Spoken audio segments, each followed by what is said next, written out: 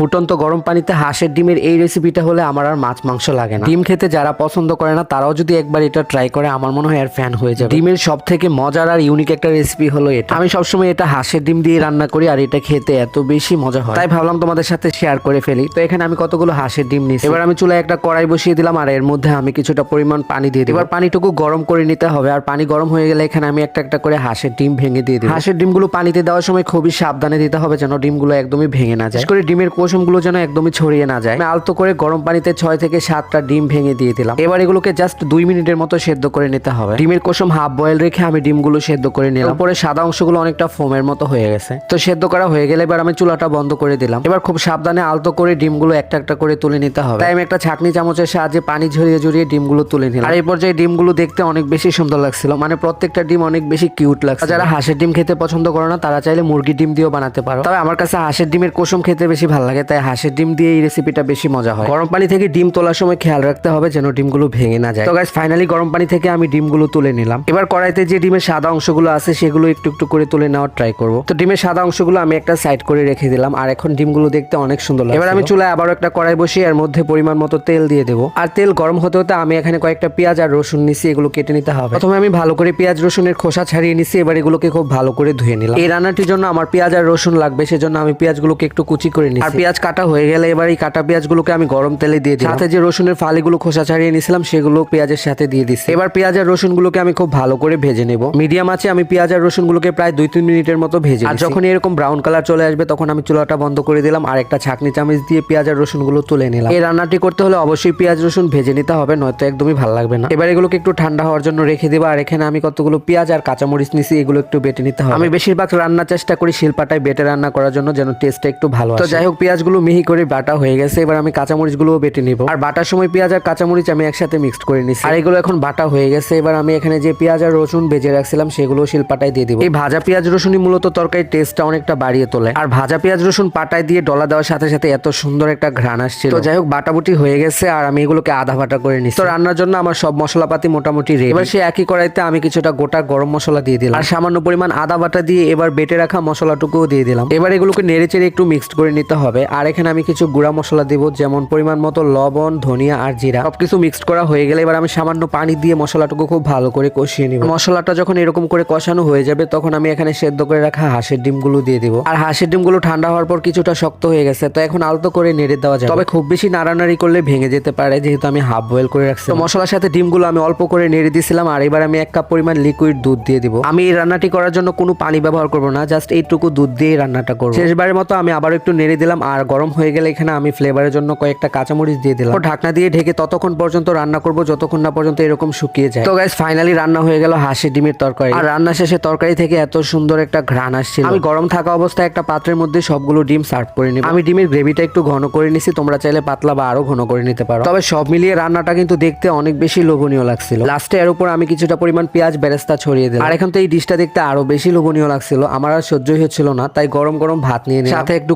লেবু। এবার আমি ডিমের এই তরকারিটা নিয়ে নিব। আমার যেহেতু অনেক পছন্দ তাই আমি 2 পিস হাঁসের ডিম নিয়ে নিলাম, সাথে নিয়ে নিলাম কিছুটা পরিমাণ ঝোল। আর দেখো আমার খাবার ডিশটা দেখতে এখন কতটা সুন্দর লাগছে। আর দেরি নয়, প্রথমে আমি লেবু চেপে একটু রস নিয়ে নিলাম। আর ডিমগুলো দেখতে তো এত পরিমাণ কিউট লাগছিল আমার ভাঙতে ইচ্ছে করছিল না। আর ভাঙার পর ডিমের কুসুমের কালারটা এত বেশি সুন্দর ছিল, এটা মুরগির ডিম দিয়ে রান্না করা হলে এতটা সুন্দর লাগতো না। আর মাশাআল্লাহ আমার রান্না করা আজকে হাঁসের ডিমের তরকারিটাও খেতে এত বেশি মজা ছিল। আমার মনে হয় এইভাবে হাঁসের ডিম রান্না করলে যে কেউ অনায়াসে 2 প্লেট ভাত খেয়ে নিতে পারে। এটা এত বেশি মজা হয় খেতে, না খেলে জীবনেও বুঝবে। যদিও রান্নাটা একদমই সিম্পল, তবে খেতে অনেক বেশি ইয়াম। তো গাইস তোমাদের কাছে আমার আজকের রেসিপিটা কেমন লেগেছে অবশ্যই কমেন্ট করে জানাও। দেখা হবে নতুন কোনো ব্লগে, সে পর্যন্ত সবাই ভালো থেকো, সুস্থ থেকো। আল্লাহ হাফেজ।